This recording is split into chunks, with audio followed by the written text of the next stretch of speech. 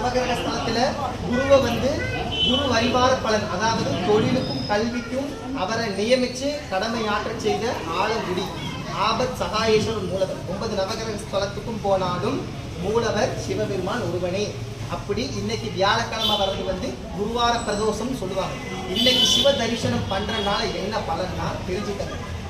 அவருக்கு குருவார பிரதோஷத்துக்கு சிவ தரிசனம் பண்றதுக்கு தொழிலுக்கு நல்லது மற்றும் கல்விக்கு நல்லது. இன்னைக்கு ஒரு குடும்பத்துல ரெண்டுமே தொழிலும் வேணும் கல்வியும் வேணும். ஏன்னா வியாழக்கிழமை பிரதோஷத்துக்கு வெள்ளிக்கிழமையும் கூட்டம் அதிகமாக இருக்கும் அப்படிமா இருந்தாலும் இன்னைக்கு ரொம்ப விசேஷம்.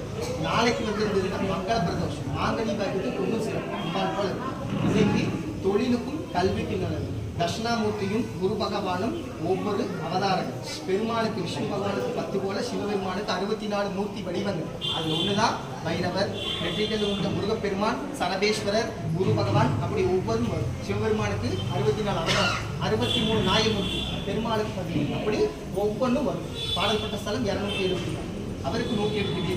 அப்படி நீங்க மரமெல்லாம் பிரதோஷ வழிபாடு செய்யும். நீங்க தெரிந்தோ தெரியாமலோ பிரதோஷ வேலையில கோவிலிலோ அல்லது வீட்டிலோ சிவபெருமானுக்கு பூஜை மனதில் பண்ணுனா சிவபெருமானோட அனுகிரகம் மட்டும் இல்லைங்க, நமக்கு அரூபமான கண்ணுக்கு தெரியாத விஷ்ணு பகவான், பிரம்ம பகவான், விநாயகர், முருகர், பிற தெய்வங்கள், 33 கோடி தேவர்கள், 15 சித்தர்கள், மகரிஷிகள், பிற தெய்வங்கள், காவல் தெய்வம், சிவபூதங்கள், எல்லாத்தோட அனுகிரகம் கிடைக்கும். ஏன்னா பிரதோஷ வேலையில ஆழகால விஷம் உண்டு, அகிலம் உண்டு, அகிலத்தை காத்த நாள் திரியோதசி 4 அதனாலதான் உலகம் எல்லாம் ஆழகால விஷம் உண்டு. தன் உயிரினங்களை காத்த ஒரே தெய்வம் சிவபெருமான். வெளியூட்டா அண்டன் தாங்காது, அகிலம் தாங்காது. அதனால தன்னும் வச்சுட்டார். சுந்தரர் பக்கத்தில் இருக்க சிவபெருமானோட தோழறியார் சுந்தரர். 63 சுந்தரர் நண்பார் போல பேசுவார், வாடாமுடன் பேசுவார். நாவுக்கரசர் ஐயான்னு பேசுவார், திருஞான சம்பந்தர் அப்பனேன்னு பேசுவார். ஒவ்வொருத்தருக்கும் ஒவ்வொரு ஸ்ட்ராட்டஜி இருக்கு. அப்படி அதுக்குள்ள இந்த பெரிய ஆழகால விஷயம் உலகத்தளவுக்கு ஒரு நாவல் பழம், நம்ம சாப்பிட்ற நகா பழம் போல ஊட்டி யார் என்ன பண்ணுவாங்க யோசிக்கும் தப்புன்னு வாயில போட்டார். அம்பாள் பக்கத்துல இருந்த அம்பாள் என்ன பண்ணாங்க, ஒரு கணவருக்கு பாதிப்பு விடுமா தப்புன்னு சுவாமி கழுத்தை பிடிச்சிட்டாங்க. அதனாலதான் விஷம் உள்ள இறங்கல. சுவாமி முகம் மட்டும் கருநீல கலர் இருக்கும். அந்த நேரத்துல சுவாமிக்கு பேர் எழுது திருநீல கண்டேஸ்வரர், மஞ்சுண்டேஸ்வரர், சித்தலிங்கேஸ்வரர்.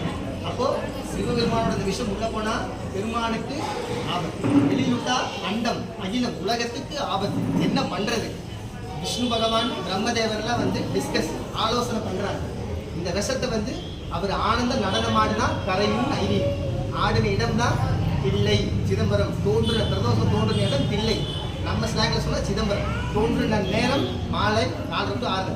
தோன்றின நாள் சனிக்கிழமை, அதாவது சனி பிரதோஷம் மகா பிரதோஷம். அப்ப ஆடின நாள சுவாமி யாரு மேல ஆடுறது? எந்த